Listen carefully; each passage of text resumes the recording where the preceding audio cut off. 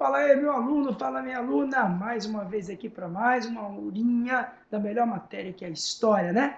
Vamos dar continuidade à nossa última aula, que a gente estava falando lá sobre Getúlio Vargas, aquele governo que foi o segundo governo mais longo da história do Brasil.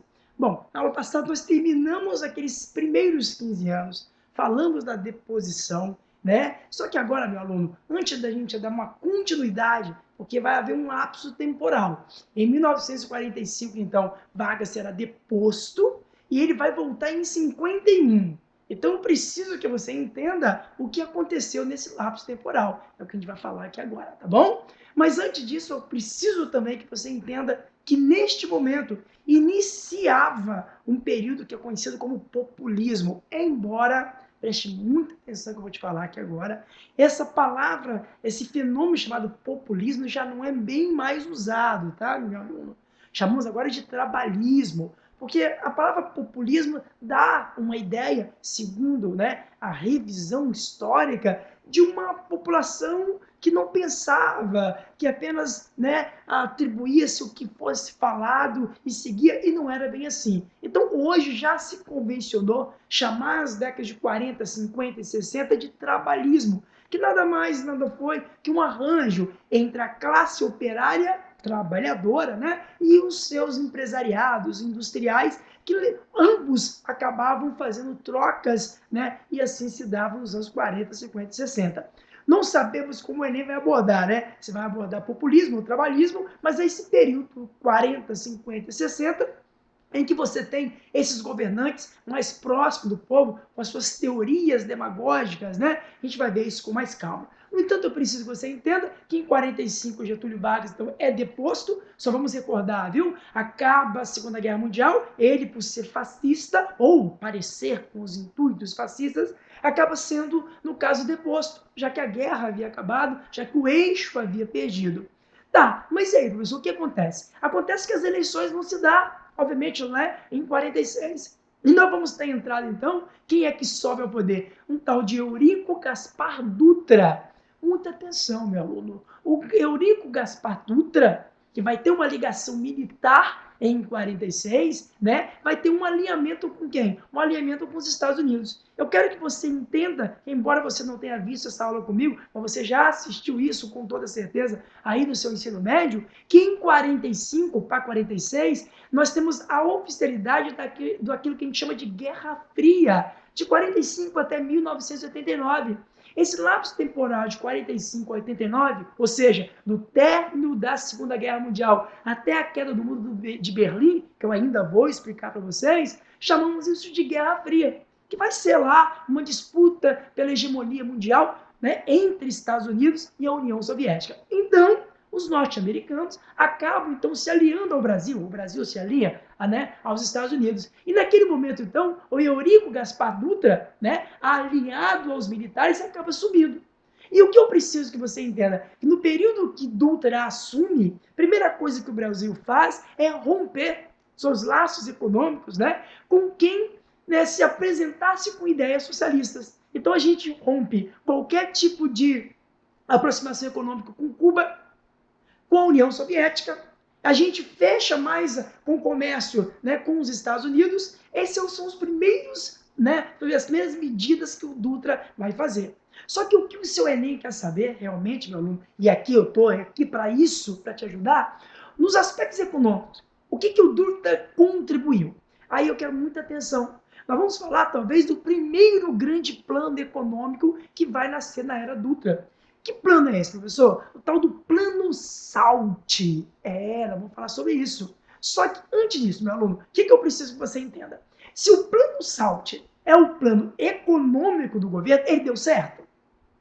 Claro que não deu certo. Mas o que o Enem quer saber? E aí tem aquele macete, né? Por que SALT, professor? Vem de saúde, alimentação, transporte e energia. Acompanha na tela que você vai ver. Esses investimentos nesses setores eram uma tentativa de alavancar a economia.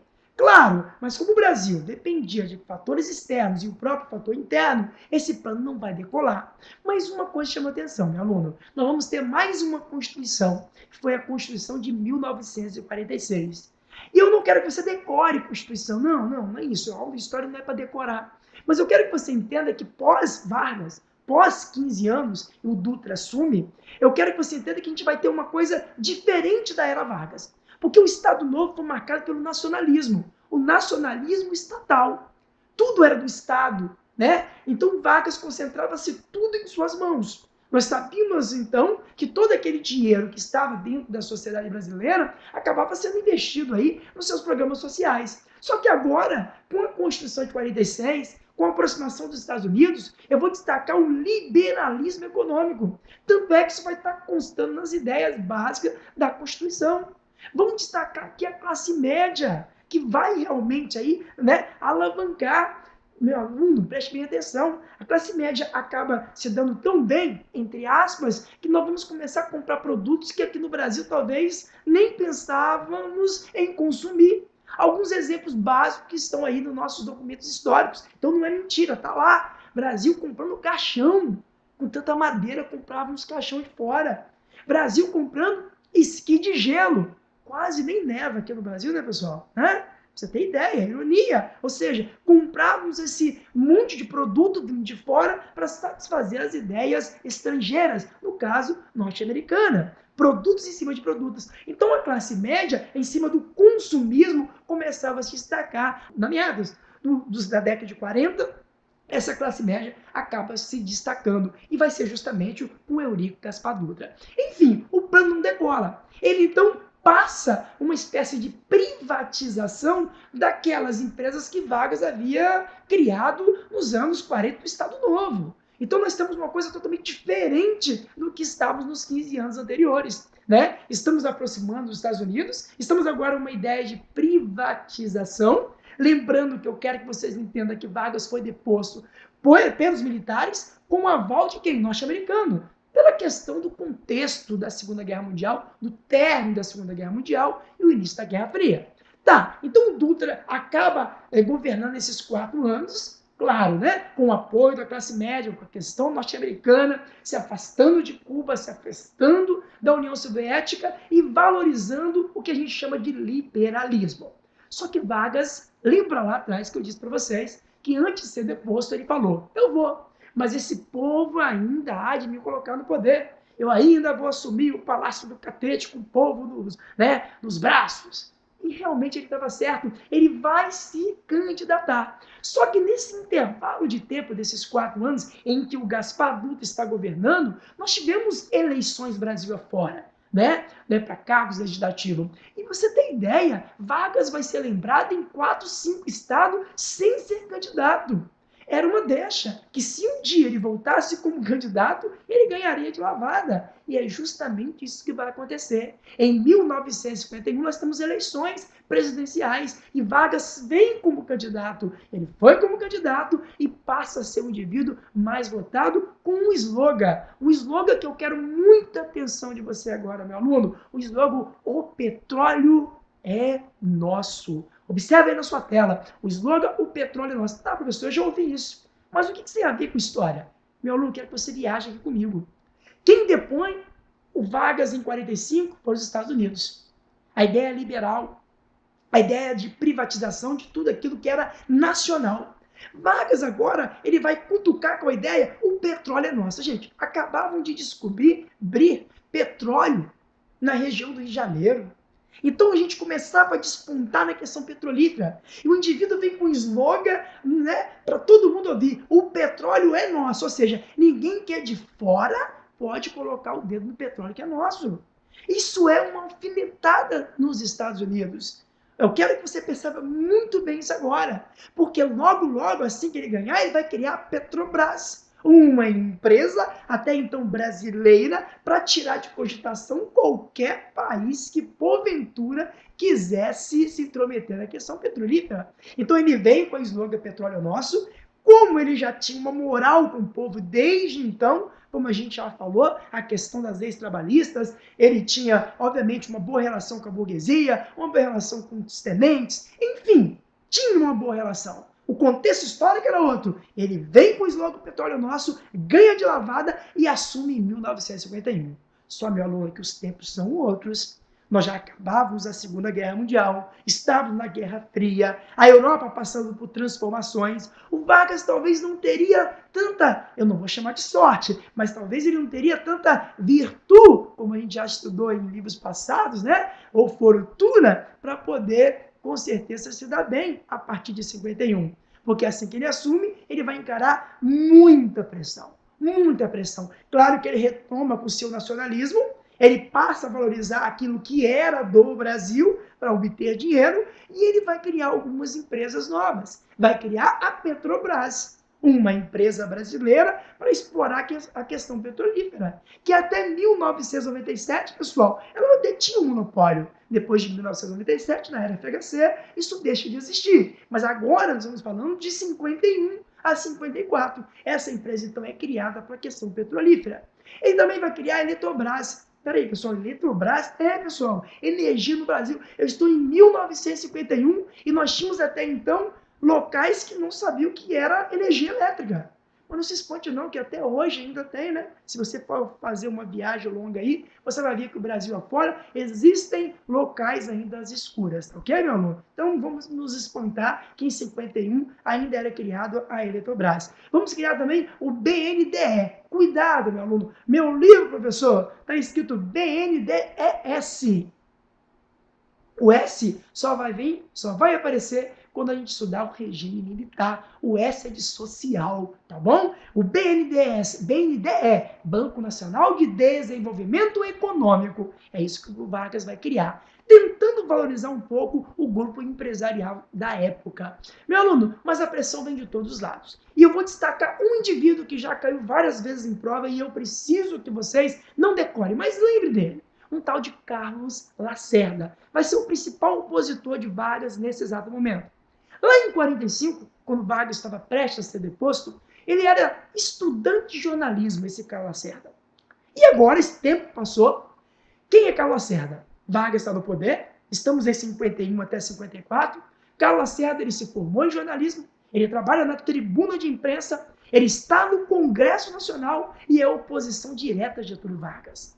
Então começam a haver várias pressões para que Getúlio Vargas deixasse o poder. Ninguém queria mais esse indivíduo. Então, diante de tanta pressão, alguns até aconselhavam: Vargas, é outro tempo, por favor, renuncia. Ele falava: daqui eu só saio morto, não vou renunciar. Acontece que as pressões vão aumentando.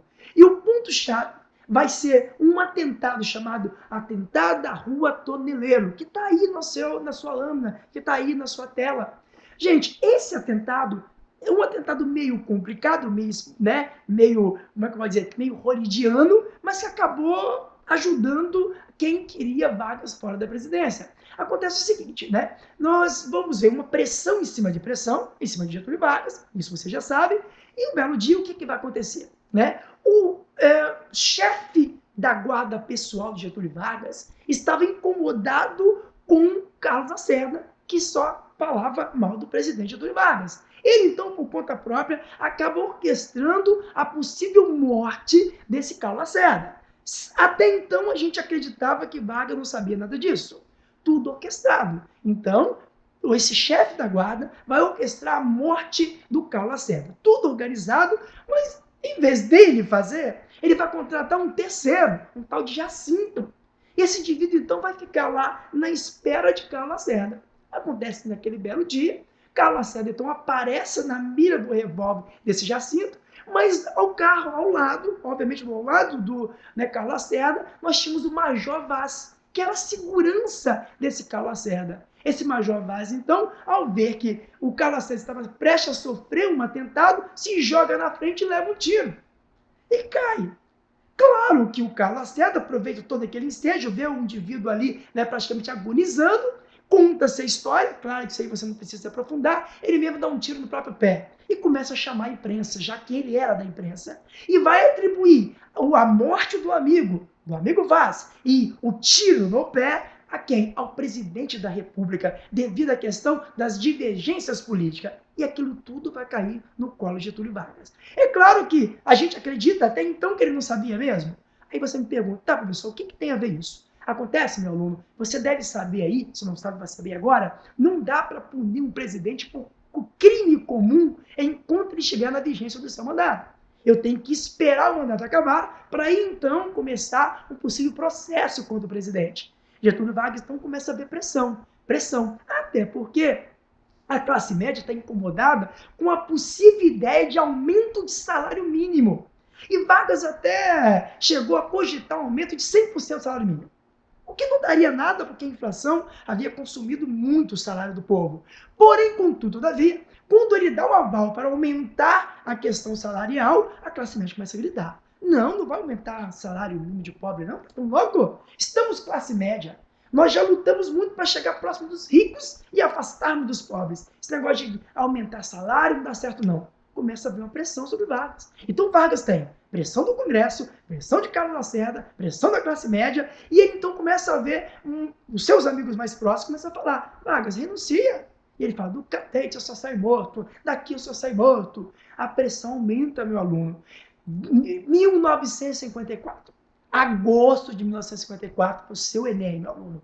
Vargas faz a última reunião, aquela reunião ministerial, e ali ele quer saber, pormenores, por que há pressão, o que tem de errado, o que pode melhorar. No meio daquela reunião, que vai varar um pouco a hora que era esperada, ele recebe uma carta, dizendo o seguinte, aproveita o momento e renuncia, caso contrário, o senhor será deposto na manhã seguinte.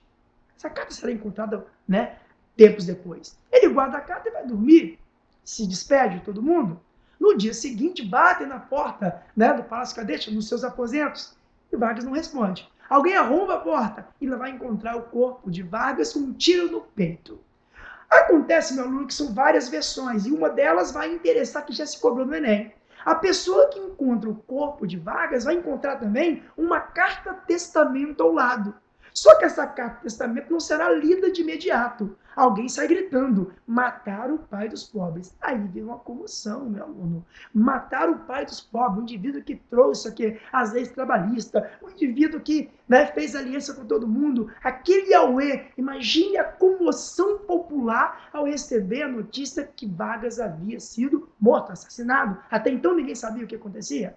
4, 5 horas depois a carta aparece. A suposta carta-testamento.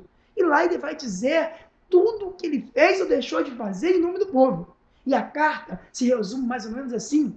Esse povo que sempre foi escravo de todos, não será mais escravo de ninguém. Se quer o sangue de alguém, ofereço meu próprio sangue de holocausto. Eu saio da vida e dou o primeiro passo para entrar na história. Essa carta, resumidamente, claro, olha a imagem do documento aí que eu vou te mostrar, dá uma olhadinha para você, não dá para ler não, tá, meu aluno? Só você entender como que era a escrita dessa carta, ela vai entrar para a história como a carta suicídio de Getúlio Vargas. Ah, mas se matou, não se matou, não nos interessa pro Enem, tá? Vamos então acompanhar que ele cometeu suicídio, devido a várias pressões. Acontece que assim que ele comete suicídio, ou ele é morto, não nos interessa. Nós temos um problema, que é o que? A sucessão presidencial. É o que nem quer saber, pessoal.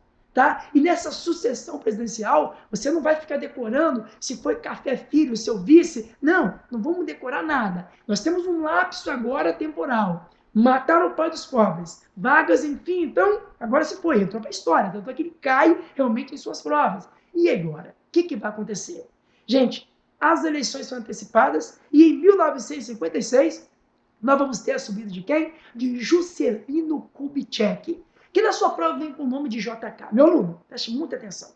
O Enem adora JK, só que aqui eu vou me meter aquilo que pode mais cobrar, vir a cobrar. Vamos falar assim, quem foi JK? JK, para quem não sabe, Juscelino Kubitschek havia sido até mesmo muito próximo de Getúlio Vargas. Tanto que em seus comícios ele vai sempre ressuscitar Vargas para ganhar voto. Porque em nome do nosso querido Getúlio Vargas eu vou fazer isso, vou fazer aquilo. E o povo adorava Getúlio Vargas, obviamente verá em JK uma expressão mais próxima daquilo que foi Vargas. Então ele vai ganhar muito, vai ganhar de lavada, tá? Só que o que eu preciso que você entenda, o Juscelino Kubitschek, quando cai na sua prova, cai aquelas figurinhas marcadas. Quem foi JK? O indivíduo do slogan 50 anos em 5. Professor, de onde vem esses 50 anos em 5? Lá em 46, quando nós tivemos a Constituição de Dutra, estabeleceu-se 5 anos de governo, 5 anos de mandatos. Portanto, ela está vigente até então, no momento do Juscelino Kubitschek. Então, o slogan dele é: eu hei de fazer o Brasil crescer 50 anos em 5 anos de governo. Por isso a meta 50 anos em 5. No entanto, uma coisa é crescimento, outra coisa é desenvolvimento. Existe uma diferença, tá, meu aluno? Crescimento é produto interno bruto, fácil. Agora, desenvolvimento é eu pegar o dinheiro, né, desse produto interno bruto e aplicar em educação, aplicar em moradia, aplicar em hospitais. Isso não aconteceu no JK, tá bom? Mas ele é muito famoso, afinal de contas, a ideia imperial de levar a capital lá para o centro do país vai acabar sendo agora. O seu plano de meta, construção de Brasília, meu aluno. Meu aluno, Brasília, para quem não foi, para quem vê por fotos, Brasília tem o formato de avião, a ideia do progresso. Então a meta simples, construir Brasília, levar a capital para o centro do país. Uma cidade projetada.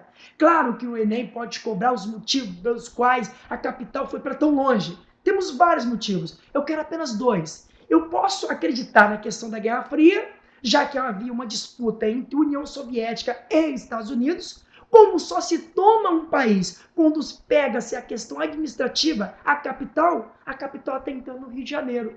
Acredita-se na questão da vulnerabilidade do Rio de Janeiro, litoral. Numa invasão ou, quem sabe, numa briga, poderíamos estar mais vulneráveis. Então, pega-se a capital e coloca lá no centro do país. Até, né, alguém chegar lá, dá para ter defesa.